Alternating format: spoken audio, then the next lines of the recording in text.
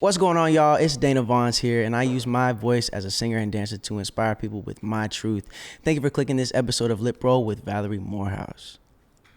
Welcome to LipRoll. My name is Valerie Morehouse. I have a unique privilege to work with some of today's most influential and iconic voices as a celebrity vocal coach. This is a show where my guests and I are able to peel back the curtain and kind of bring you backstage and paint a picture of what it's like to be an artist, an actor, a broadcaster, and beyond, while still confronting all the challenges of mental health, physical health, and spiritual health. Welcome to LipRoll. Welcome to LipRoll. I'm your host, Valerie Morehouse. And I'm your co-host, Ella London. Ella, what news do we have from the LipRoll world? Well, it's really exciting because we are almost at 2 million views on YouTube. Wow. Thanks, everybody. Yay. Woo. We love that. And today we have a guest who has performed with Cardi B. Amazing. Offset. Amazing. Kanye. Amazing. He has over 3 million streams on Spotify. Okay, love that. And getting close to 1 million on YouTube. Amazing. Absolutely amazing. And his so should we tell it? is... Ding, ding, ding, ding, ding. Dana Vaughns. Ooh, what's going on, Welcome, y'all? welcome. Thank you, welcome thank to you. LipRoll. Thanks for joining us today. I appreciate it. Yeah. And you're here. And you're here. I know, I was trying to figure out how to... Is that a lip roll? The LipRoll. There you go. You got LipRoll. it. You got it. So we're super stoked to share your new single, Rough Rider. Thank you, thank you. So let's take a listen. Yes, ma'am. You gon' make me say it. Say just how I'm feeling. Something's about to go down, but I'm brave enough to face it. So if you don't wanna go upstairs, then we can find ourselves into the hallway. You said lay on the floor to play fair. I can tell you're not scared, but I don't wanna go there. Or maybe we should cancel all the plans. She had a stolen answers. Maybe there's a chance that we could tear this room apart on witnesses the stars, babe. You can be my rough rider, rider, rider, rough rider, rider.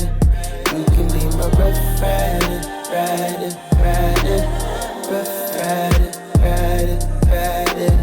I wasn't necessarily looking for a rider, but girl, you won't need the handles as long as I'm inside you. So if you know what I want, best believe I'm shooting on. No safety when I'm this close. And if you say you're down, well I'm prepared. Melt the ice until it's wet, but we don't need to go there. Or maybe we should cancel all the plans. She had a stolen answers. Maybe there's a chance that we could tear this room apart on witnesses the stars, babe.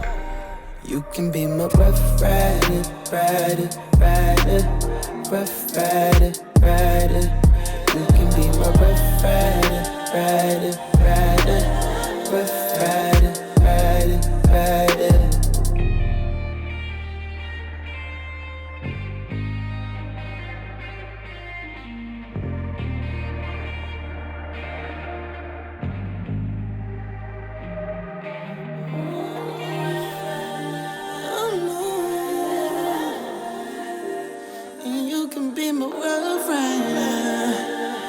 Tell me what you need.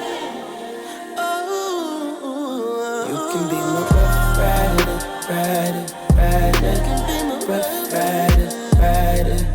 You can be my rough rider, rider, rider, rough rider, rider, rider.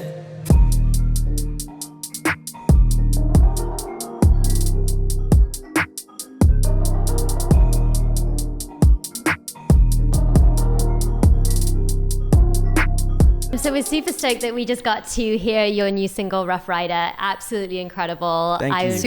Super smooth. And but a Rough Rider too. So we'd love to, and you just released the music video. Yes, ma'am. So tell us a little bit about the song, the lyrics, and the concept behind the video.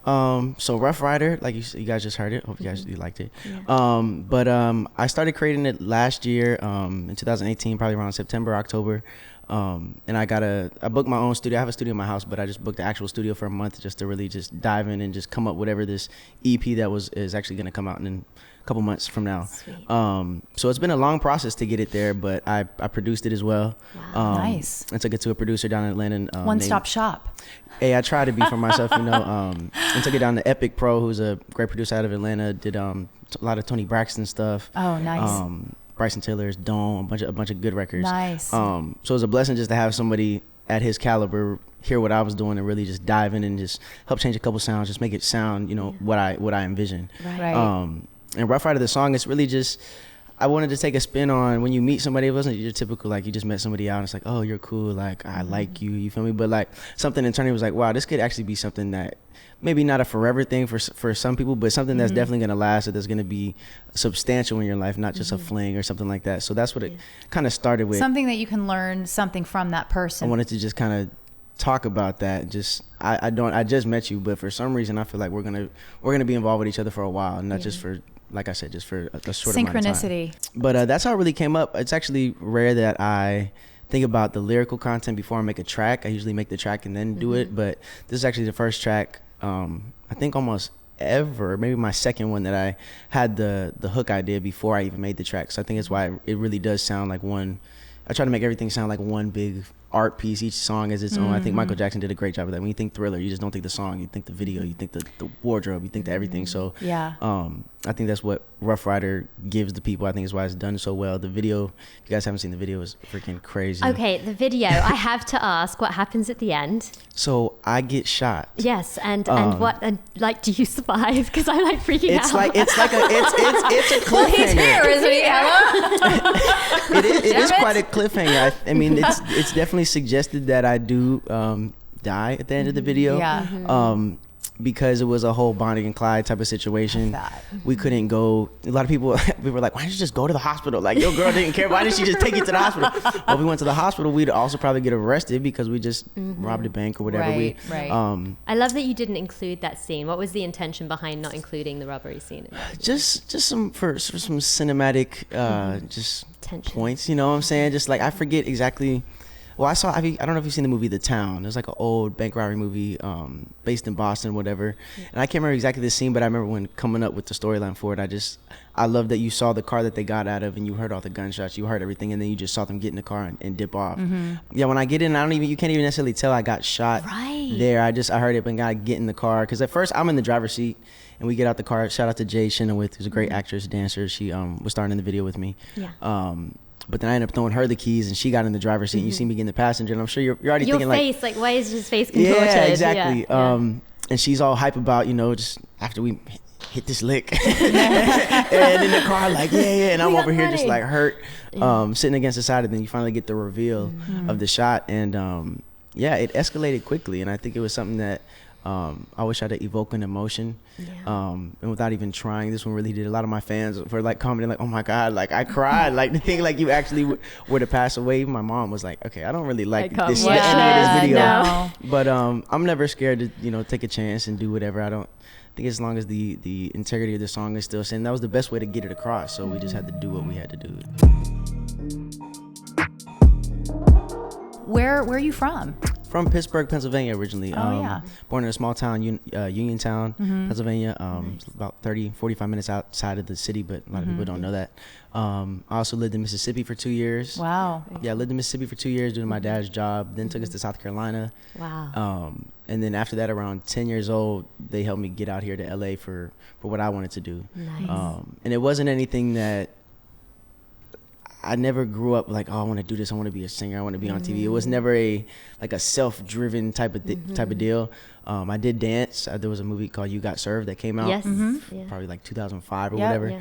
And I secretly danced in my basement when I was probably 5 years old or whatever for 2 years. And my parents didn't know, and they got married in 2006. Wow. No, 2000, something like that. Sorry, parents. It's okay. And I danced at the reception, and everybody thought that there was a plan and this and that, and everybody was confused. You just freestyle. Yeah, I was breakdancing, I was sliding, I was getting carpet burn on my forehead from trying to do head slides. I was doing it all. That's awesome. And even after that, I was playing basketball. My dad played professional basketball when he was younger. That was kind of my thing. Who did he play for? So he played overseas in Denmark for a while. Oh, wow. And then he got, I think drafted actually to like the Knicks. It was between the Knicks and the Bulls, and got drafted to the Knicks back in whatever 92, 94. But they had a lockout that year. Yeah. So of course, then it didn't go through, and in that offseason, he tore his ACL for his like second time. Sports are so hard. Brutal. But he still got his shot, yo. Like, I mean, I can't. Yeah. He goes to the court and still. He's tall. How tall is your dad? He's only 6'3". He was a guard. He's only 6'3". Well, I know, but you know, in basketball terms, I know. I'm like, please God, let my boys break 5'11". I don't know. I mean, I don't They're think I'm ever gonna. athletes. I'm not gonna break 5'11". Yeah. It's all good. I got my mom's side of the family on that one. I know, it's like, for me, I'm the tallest of my sisters, and they're all like, you know, it's like, oh, looking up to me. It's like the only time people look up to me. But going back to, you know, obviously through the journey around the country, because you basically have lived in each coast, really. I always say north, everywhere. south, east, and west. Where did you pick up that? The musical influences for the R&B and everything. Well, real quick, I don't think I picked up music from each place, but I will say it's opened me up to a lot of just different types of people. When did you know you could sing? I mean, I wanted you to answer both, like twofold. But when I wasn't in LA, it wasn't before that. I was in a boy band, IM5. Shout out to all the Fivers back in the day. Yeah. We were around for like 4 years. We were put together by Simon Fuller, Jamie King, Press Hilton. Yeah, it was a fairly successful group. Yeah. And that's when I really got into singing. They brought me in more. I was the maybe quote unquote dancer of the group. Right. But that was kind of, honestly, looking back at a box, I probably kind of put myself in it first, but they clearly heard something in me, saw something in me. And that's when it really started. I started vocal lessons and all the things that they had. But really, in the last 3 years, I really took up the whole musicianship, everything, playing piano, producing my own songs, and vocals every week, still dancing and doing all that. So that's when it kind of happened. It was everything in my life has kind of been like, I've seen the opportunity and put in front of me, and not that I didn't believe in myself, but it's just like I lived up to the opportunity. So I feel like that's what I keep striving to just do more, because I never really wanted to sing, honestly, in my life. It was never something that I strived to do. Even when it came to dance, I just knew I liked to dance, but I never. It wasn't like, you know, I'm going to be a famous dancer. Yeah, it wasn't like, okay, like, of course it'd be cool to go on a tour, you know what I'm saying? But I knew that wasn't my end goal. Yeah. Well, it's good that you knew that. You know, you never know where you're going to end up. Truly. And you just got to always just make sure you're ready for the opportunity. I always say, what is it? Preparation meets opportunity equals a blessing. Like, that's just truly something that I try to live by, and realize that your life is attached to a lot of other people that you might not even know personally, but they see you doing good. It's like, oh snap, well, he did it, I could probably do it, you know. So I just always try to remember that. I think my fans definitely feel that.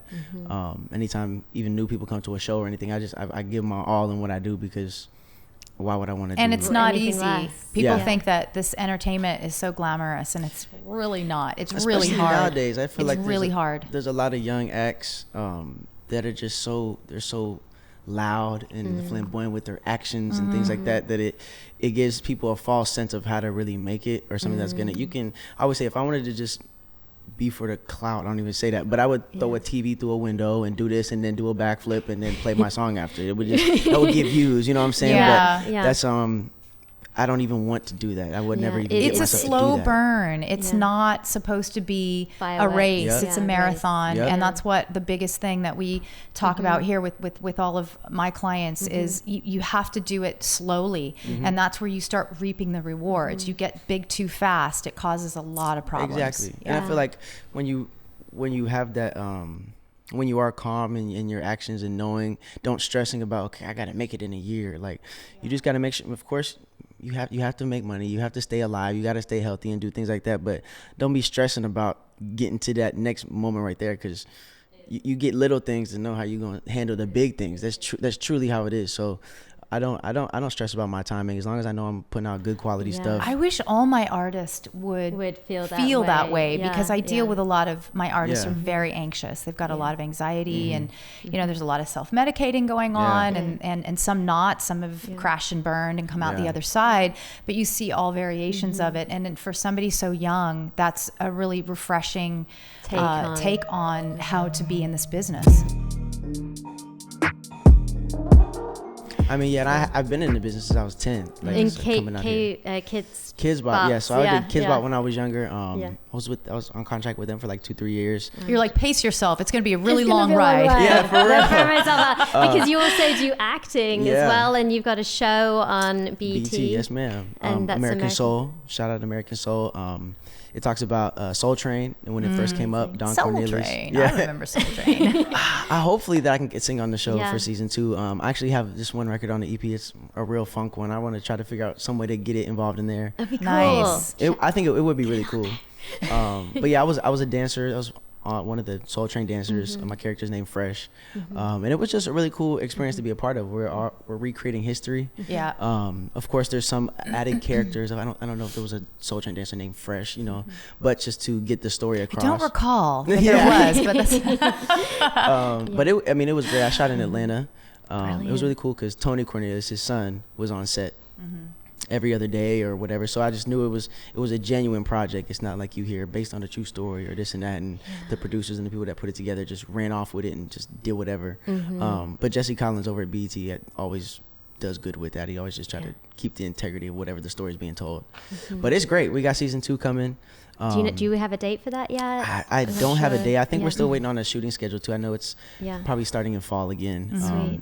I'm trying to figure that out for myself as well because it shoots in Atlanta. So I'm like, okay, I need to know. Because I got my tour. Yeah, like I need to know what's going on. So also we found out that this year, right, 2019, that you performed with Cardi B and Offset. Yes, ma'am. And I want to hear a little bit more about that.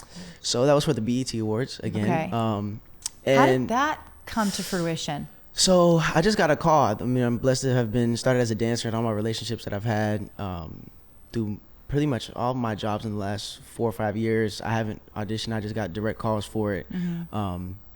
And Thank God. It's truly a blessing. What? I have to audition? No, for real, but It's like for me going to a club. I'm just in a line. I'm standing in a line. I want a cocktail in my hand. I want to walk right in. I'm not going.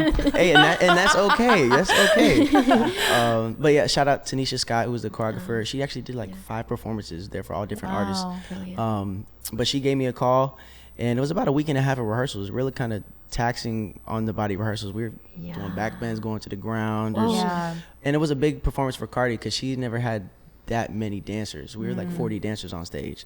So for her, we just had to really, be there for her. And also being an artist, I know how to act in a room, because if I had a rehearsal and I want dancers, they need to want them to be in their spot. I don't want to have to wait for people to get here. I want so I always just remember that. And it's like I said, it's kind of habit now. I just have a really good work ethic in that sense. But it was a lot of fun. Offset was great. He was honestly real easygoing. He would come in. He actually danced when he was younger. Oh, cool. We didn't really know that. So yeah, he was in there. He was doing this isolation and stuff. I'm like, yo, like, we had to. I just copy him. He was doing it slightly different than it was choreographed. But it was a real good cast of dancers. Great choreographer, and they had their baby there. It wasn't all loud. It wasn't crazy. Of course, you got to do what you got to do for your brand and all that. But at the end of the day, they're a budding family, So it wasn't too crazy. Yeah, and then Kanye, right? For Sunday service. That was once again was another just call that I got. I got a call on a Thursday at 3:45 to be at center stage at 4 o'clock for Kanye. And I was like, and Fatima Robinson called me. She's probably one of the biggest choreographers in the world, from Michael Jackson's "Remember the Time" video. Literally everything. I would be crazy to see her resume. She's just been a part of real crazy, forward-moving projects. Not just your typical type of thing. And Sunday service was incredible. It was two days of rehearsal. We used to even rehearse when we got there still. But also at the end of the day, it's also still a church service. So yeah, I just heard about this recently, actually. So Kanye started this church. Right? Is this the same? Yeah, no, it's Sunday service. It's Sunday service, and it's out sort of in... Yeah, it's in the. He'll put it wherever. I know it started, I think, in January. I mean, Sia said to me, I just was, singing. My voice is what it is today. I was singing my butt off at Kanye's Sunday service. I'm like, what is Kanye's Sunday service? She's like, I went into this whole explanation of what it was. I'm like, that's super cool. No, it is, and I think it's special to him, and why he created it was just to heal himself and bring his closest friends and the best musicians on the planet. Everybody's just singing and having a good time and enjoying. Yeah, and I think it takes some of the pressure off of some people who might have certain thoughts about church or a sermon specifically. There's no sermon. There's just songs. Music, It's just right? music, and it's so healing. Yeah. It's like music and lyrics, and going back to you sharing your stories through your lyrics and wanting to share certain messages. And I think it does take us back to the music, because I think that, like you said, a lot of things have gotten very loud, and it's like, let's take it back to what the songs are about. Yeah, people got to get like songwriting again. Like I'm have the pleasure of I write everything, I produce it, so I really have the pleasure of telling the type of stories that I want to tell, but in the way that I want to tell them. I don't really use too much profanity. It's not what I'm about. You know what I'm saying? No, I love that. Although I just said fuck 3 times on the last LipRoll interview. I'm like, should we? Yes, you know, voice teachers do use profanity every now and again, but we don't overuse it. Everybody does, especially in the entertainment industry. It's kind of, it's a thing. Yeah. I mean, it's not as bad as like the Army or like sailors. You know, it's not that bad. But don't get on a Navy ship. Yeah. It does slip out, but I just always stay true to myself. I'm not ever trying to, I don't try to promote or put myself in a box to get a certain crowd, you know. Sure. I just do what I do, and people gonna come, you know. And talking about those the spiritual message, and then also the fact that you do so many things. I mean, acting, singing, dancing, you're flipping from one thing to the next. It's like on LipRoll we love to talk about spiritual, mental and physical health. It's like, and how it's a nice Kanye segue. It's a nice Kanye segue because of the whole spirituality, and that really does affect our voices and how we perform. So we'd like to kind of talk about that connection. What are some things that you can share with your fans about how you keep that balance? Man, I pray. I read my devotional. I go to church. I grew up going to church. Not even so crazy on sticking to not wearing certain fabrics, all the crazy, all the crazy like super religious things that we can do. Even my church, I go to the Potter's House in LA. I love my pastor Toy Roberts, and he's really done a good job of bridging the gap. You even see some gospel singers, Kirk Franklin and things like that. They're starting to get past the whole religious type of thing, and I think it make it true. Yeah, and I think that's honestly, as generations change, we get to clear out what we know wasn't all the way right. Back in the day, 100 years ago, I can't even get mad at them. The world wasn't even in the space that it was. So people have to see through the guidelines and see what you really should be doing. Well, it's just a different generation too, and you know what you know, and you don't know what you don't know. Yep. You know, you can only deal with life with what you're given and what you know. And I think we are moving out of that. You know, it's more about spirituality and less about religion. People think of religion being just very, very daunting. You know, exactly. So yeah. And I think what I try to even just tell my friends is, you can speak things and all that, but at the end of the day, you have to be living in a certain light for those things to really come out. I don't believe if you sit in your room and you speak a bunch of things into existence, but you're still doing your dirt on the side and this and that, it's not gonna come. So like I said, you gotta put yourself. You gotta walk the walk. Yeah, you gotta put yourself in a place to get what you're asking for. You can't sit in your room. God, let me get the Range Rover. You're never gonna get the Range Rover. You're not gonna manifest. You gotta pray for the opportunity. Okay, bring 2 people in my life this week that's gonna help me make this song as crazy as it is, and then you might get. Two years later, you get what you needed from that. You know what I'm saying? But it's like, then like you're saying, you have to go out and live that life and be that. You said something. If it remind me reading this, so you read in an interview. It says, "We're in a time where everything is so quick. Take time to marinate your own thoughts and think how you can help another person who admires you." Exactly. Yeah. And it's just, what's the whole scrolling idea? It's just, if you think about how many emotions you go through while scrolling, you'll see a video of a puppy, then you'll see somebody throwing a TV through a thing, and then you'll see something sad, and then you don't even realize, but your brain is firing in so many different directions so quick. And I think it's also why it's hard even in the industry to cut through. It's because people, even if they like something, they don't even know that they like it because they didn't take the time to listen to it. And I just try to I don't try to beat the system, but I also try to just know who my audience is. Yeah. You know, so it's just that actually inspires me. A lot of people get mad, like, oh, it's like this, and I got to do this. You don't have to do that, but it's find a way to mix both. You know what I'm saying? Try to, even with my music, I love classic R&B, and I love like, there's so many harmonies on all my songs and all that. But at the end of the day, if you just listen to Rough Rider, like you guys heard, it's simplistic enough that you can get it. But if you really appreciate music, you appreciate writing, you appreciate production, you can also dive into it deep as well. That's good. You just have to slow down. You know, everybody's just got to slow down and take a deep breath. And you know, again, this is a recurring theme on LipRoll because we have all ages and all decades represented on the show. Going through different journeys. You know, I didn't grow up with phones. I didn't have a cell phone until I was 28. So I know that sounds crazy to you.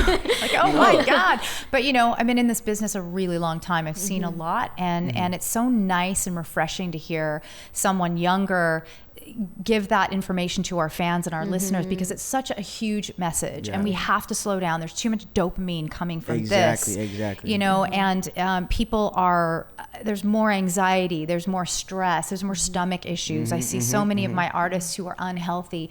We talked about earlier with our last guest, self-medicating, things like that, just to medicate themselves, to slow themselves down because they are programmed to always go so fast. Yeah. So I love that you're very intentional with your thoughts and with your words and with your lyrics and with your life. I mean, we need more of that. Spread it around. Yes. No, I say it's energy. Right? Yeah, I put it on my page before. It's just like, it's a concept we all know, but I've quoted it. You know, I think it's my quote now.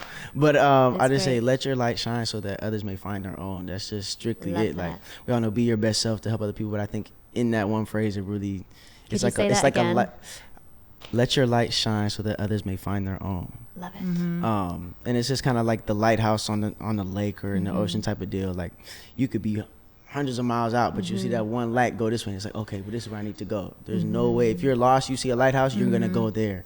And I think we all have that capability. A lot of times, just people have self-doubt.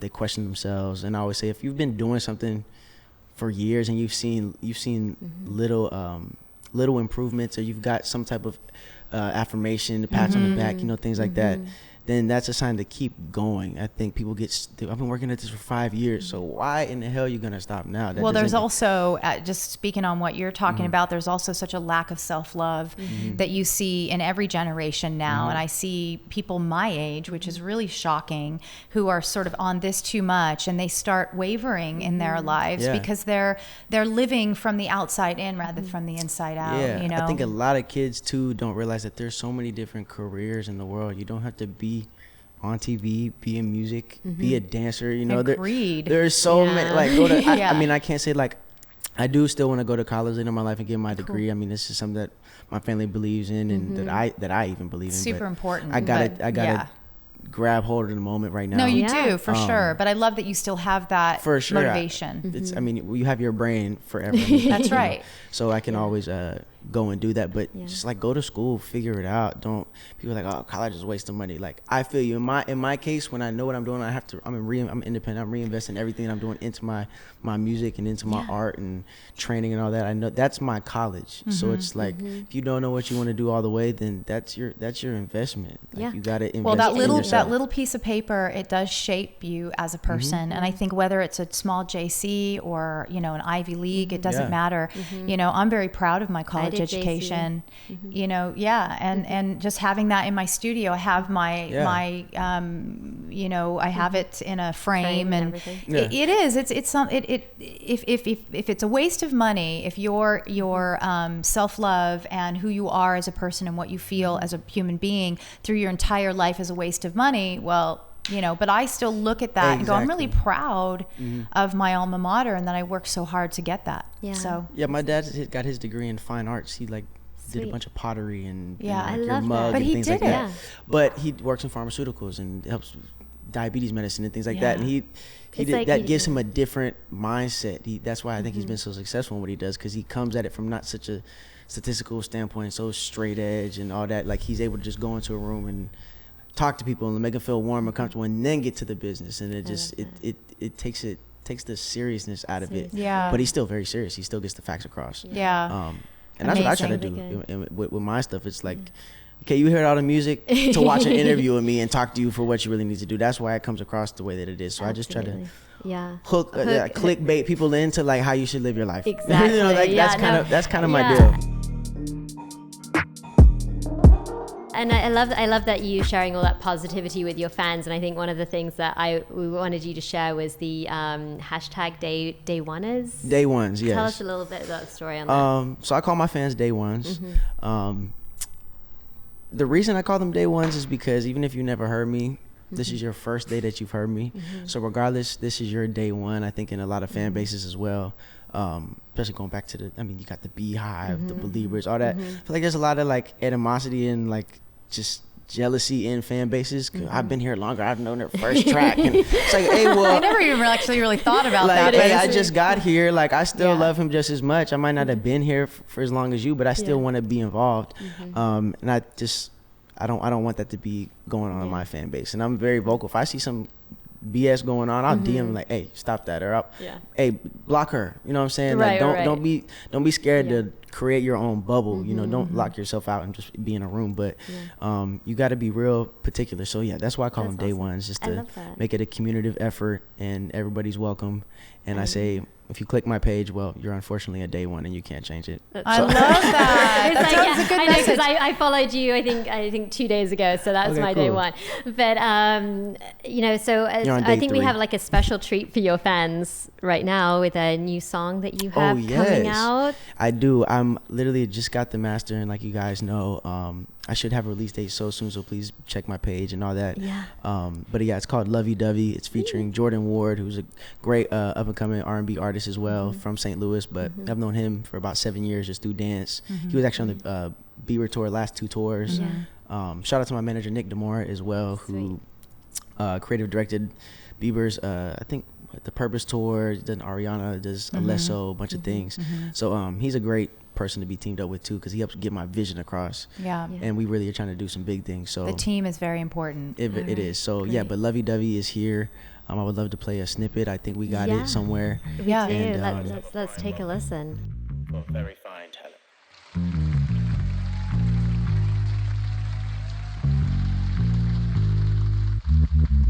Give me your mind, want your attention. You got me wishing, baby. Top of my list, I take you there, I take you there, I take you out. I got that good love in it, hit it in my socks. Woo! I hit that spot, rub on my head. I love that shit. She make that breath, she make you pop, she never stop it. Ain't no thing to break you off, you feel it. If you feel me, let's get it. Now listen, I said, everywhere you go, it's not the sunshine, the way you glow. Everybody knows. She got that Lovey Dovey. Ain't no discussion. No one above it. I wanna touch it, yeah. Everywhere you go, it's not the sunshine, the way you glow. Everybody knows. She got that Lovey Dovey. Ain't no discussion. No one above it. I wanna touch it, yeah. It start at your head, go down to your kicks. I'm all in your mix. I gotta admit it, I'm hard as a brick. Not talking that way, I'm right on the way. You're right on my waist, just give me a taste. I'm catching a case, we pushing the pace. Put that in my face, yeah. Cause you're so fly, baby, oh, you're so fly, oh. I just had to let you know, And I've been seeing you around town, wanna see you right by me. Just turn that ass around and I say. That was fantastic. I just wish I could dance. So I need you to teach me some moves. It's not too hard. I don't know. Based on what I just saw, maybe no. I'm just kidding. Yeah, we maybe need a lesson.